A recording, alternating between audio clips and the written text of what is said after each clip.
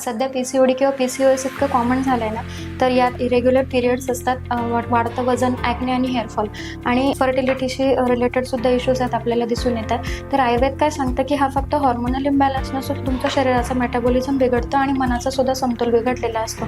त्यासाठी आयुर्वेदात आपल्याला सकस, सात्विक आणि गाईच्या तुपाने युक्त असा आहार, तसंच प्राणायाम, योगा, सूर्यनमस्कार यांचा जर तुम्ही समावेश केला तर नॅचरली तुम्हाला यापासून आपोआपच बॅलन्स व्हायला सुरुवात होते. तसंच आयुर्वेदात बरीच अशी औषधं आहेत जी स्त्री प्रजनन संस्थेवर काम करतात, त्याचासुद्धा उपयोग खूप चांगला मिळतो. तर आयुर्वेदाचा एक सिम्पल प्रिन्सिपल आहे की जर बॉडी बॅलन्स झाली तर हॉर्मोनल इम्बॅलन्स आपोआपच कमी होतो आणि फर्टिलिटी इम्प्रूव्ह होते, PCOD आपोआपच मॅनेज होतं. तर त्यासाठी फक्त तुमचा पेशन्स आणि राईट लाईफस्टाईल महत्त्वाचे आहे. Choose wisely, choose health and choose Ayurveda.